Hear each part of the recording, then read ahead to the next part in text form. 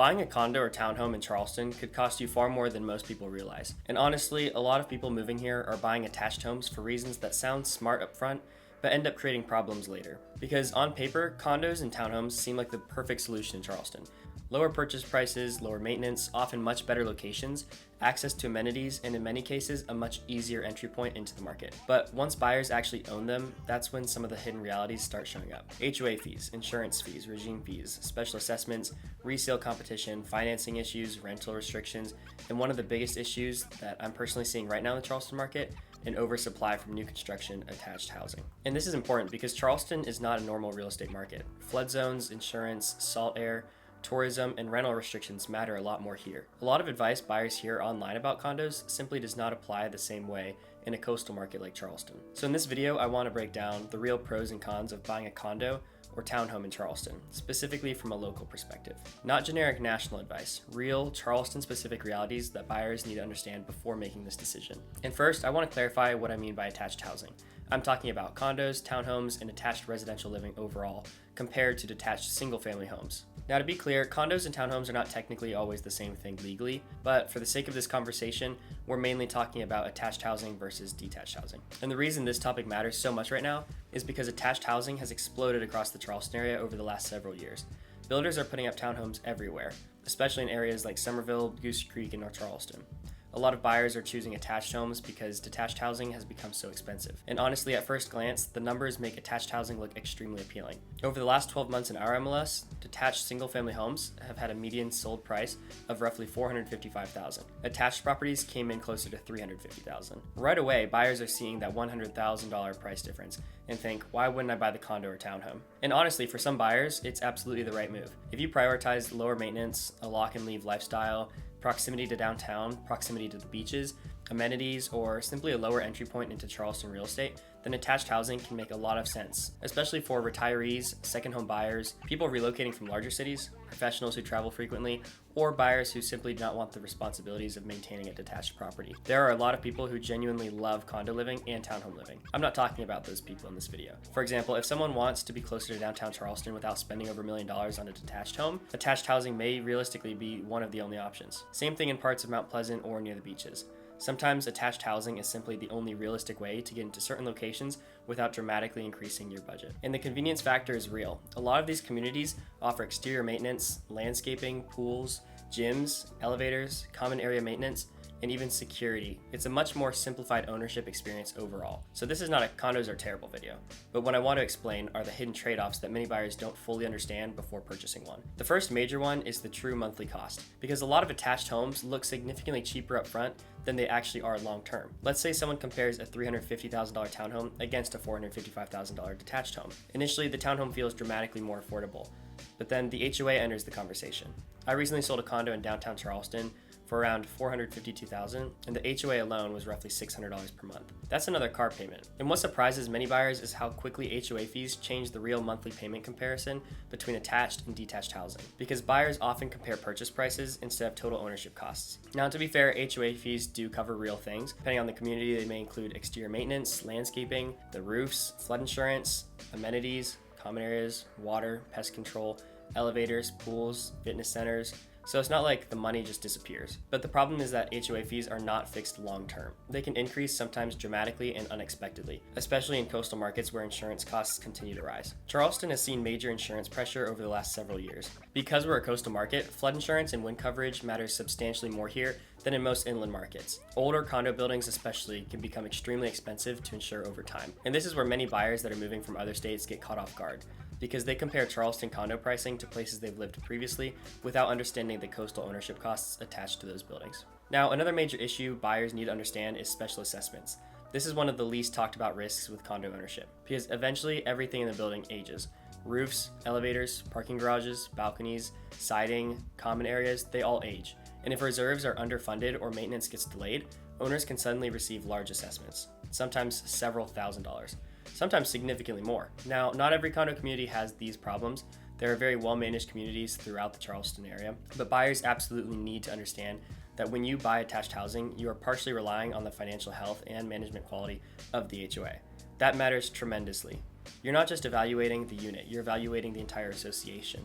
And honestly, this becomes even more important in older coastal communities where salt air, moisture, storms, and humidity accelerate the wear on the buildings. Charleston's climate is beautiful, but it's hard on the structures. Now, the next biggest issue is probably the biggest hidden risk I personally see in today's market, and that's builder competition and oversupply. This is especially important in fast-growing suburban areas around Charleston, because attached housing is being built aggressively right now. Builders love townhomes and condos because they allow much higher density and lower entry price points. From a builder perspective, attached housing makes a lot more sense. You can fit more units on less land, you can create more affordability, you can attract first-time buyers, and you maximize revenue per acre. So builders right now are heavily pushing the attached product throughout the Charleston area, especially in places like Summerville, Goose Creek, and North Charleston. This creates major long-term resale challenge because if you buy a townhome today and want to sell in 3 to 4 years, you may end up competing directly against brand new construction nearby. And builders have advantages resale sellers simply do not have. Those are things like rate buydowns, closing cost incentives, appliance packages, upgrade packages, warranties, modern finishes, lower maintenance expectations, and even more. That creates a very difficult environment for resale attached housing. And honestly, this is one of the biggest reasons I tell buyers not to look at condos or townhomes strictly through the lens of purchase price, because future competition matters. Now, this next statistic is extremely important. Over the last year in our MLS, detached homes accounted for over 14,000 sales. Attached properties accounted for roughly 3,200 sales. That is a massive difference. Detached homes outsold attached housing by more than 4 to 1. And that tells you something very important about long-term buyer demand in Charleston. Detached homes appeal to a dramatically larger buyer pool. Families want yards, people want garages, people want privacy. They want fewer rules and more control over their own property. Because detached homes appeal to more buyers, they generally have stronger liquidity long term. Now, interestingly enough, detached homes actually appreciated very well over the last 5 years. This is important because I want to be balanced and honest here. From 2020 to today, detached median pricing increased roughly from $337,000 to $449,000. Attached median pricing increased roughly from $237,000 to $335,000. So attached housing absolutely appreciated. And buyers need to understand that condos and townhomes absolutely can still build equity. But appreciation alone does not tell you the full story. Liquidity matters, buyer demand matters, future inventory and competition both matter. And personally, I think future inventory pressure is where attached housing becomes riskier moving forward, because detached housing naturally has some supply limitations. Land is limited, infrastructure is limited, highly desirable locations become harder to develop, but attached housing can scale much more rapidly.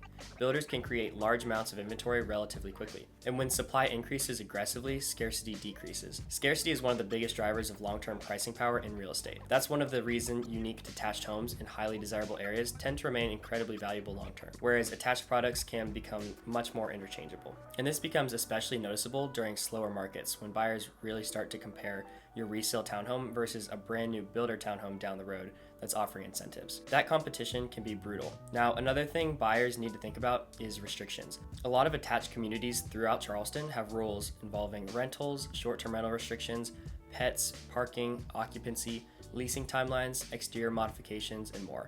And for some buyers, these rules are perfectly fine, but for others, they quickly become frustrating, especially for investors.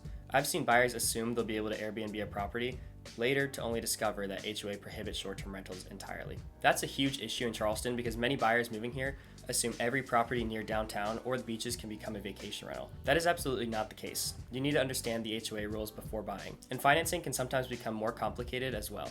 Certain condo communities can run into issues involving insurance requirements, reserve funding, litigation, owner occupancy ratios, and when that happens, financing options can become more limited for future buyers. That matters because anything limiting the buyer pool can affect resale demand later. Now, despite all these risks, there are still situations where I think attached housing is a fantastic option. If your priorities are convenience, lower maintenance, walkability, amenities, location, or a lock and leave lifestyle, then attached housing can absolutely make sense, especially for those second home buyers. There are plenty of buyers who genuinely do not want yard work, the exterior maintenance and upkeep, roof responsibilities, or the landscaping. And for those people, condo and townhome living can honestly be a huge quality of life improvement.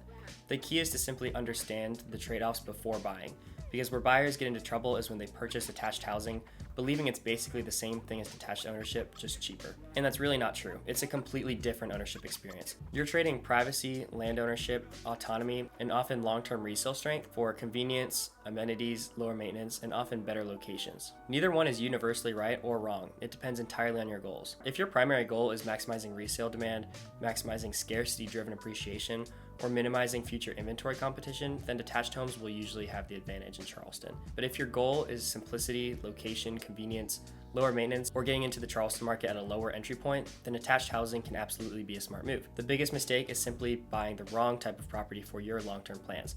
And honestly, that's exactly why local knowledge matters so much in Charleston, because two condo communities just a few miles apart can perform completely different. Different flood exposure, different insurance costs, different reserve funding, HOA financial health, rental rules, buyer demand, appreciation potential. Those details matter tremendously here. And most buyers moving to Charleston simply do not know what questions to ask until it's too late. So if you're thinking about buying in the Charleston area and you want help deciding whether a condo, townhome, or detached home actually makes the most sense for your situation, feel free to reach out.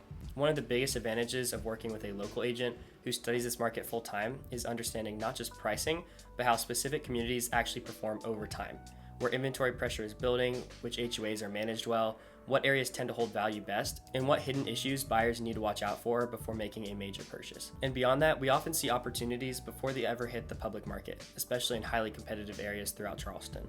So whether you're relocating, investing, downsizing, or buying your first place in Charleston, my goal is to help you make a decision that still feels smart years from now, not just on closing day.